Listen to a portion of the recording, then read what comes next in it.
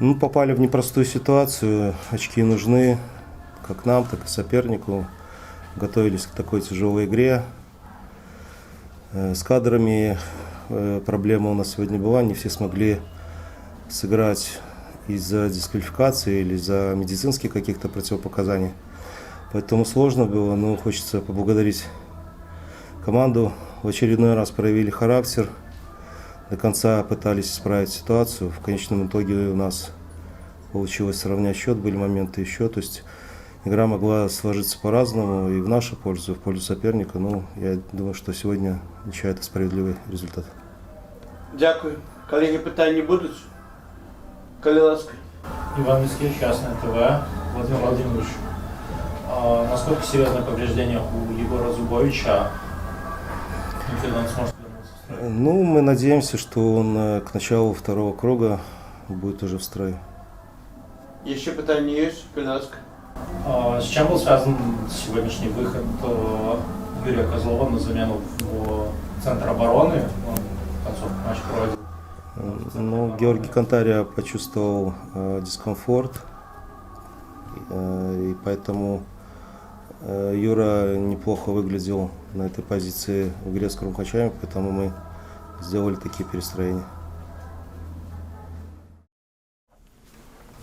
Ну, в общем-то, в том положении, в котором мы оказались, я имею в виду турнирное и те набранные очки, которые перед этим были матчем, что у нас, что у Гродно, понятно, это была игра за 6 очков. Я не имею в виду, что там, что мы рядом и тот, кто выиграл, обойдет там кого-то. Нет. Просто и нам нужна была победа как воздух, чтобы хотя бы психологически немножко сдвинуться с этой ямы. Ну, а Гродно, потому что у них тоже, наверное, не сыто с очками. И тем более я четко и сегодня представляю, если бы мы вот так сегодня были где-то на другом месте, вверху там, то это бы тоже, может быть, было как-то и правильно. Но сегодня есть то, что есть. И, наверное, вот эта важность победы, она давлела над ребятами, потому что то, как мои ребята сегодня играли, переживали и волновались, но я знаю их, видно было невооруженным глазом. Именно вот от той ответственности, которую хотелось довести до логического завершения. Вот. И был момент, конечно, если бы Леша Антилевский просто разборедился, там, наверное, легче было забить, чем не забить. Но получилось, как получилось. Ну и не дотерпели, и очень-очень обидная, наверное, потеря 2 очков.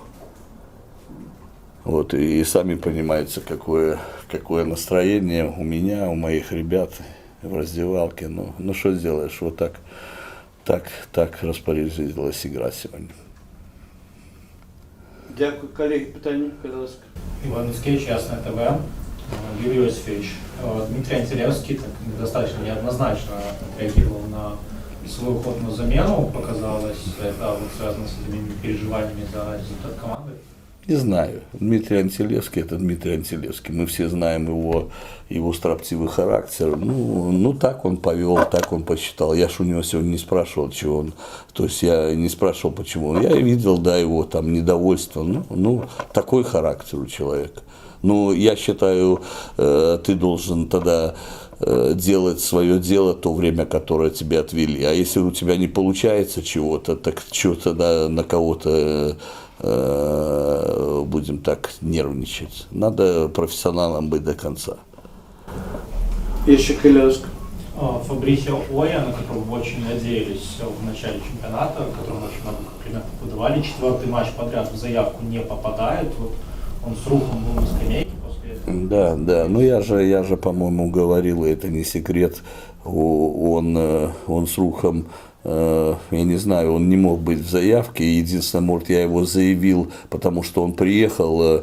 У него было, как правильно, я не доктор, отравление и было воспаление панкреатита. Он там Он там пролежал неделю в больнице, и после этого ясно, что он не мог сразу набрать форму. Он только единственное, вот буквально 2 дня как попал и тренируется в общей группе. Поэтому это только эта причина. Да, еще.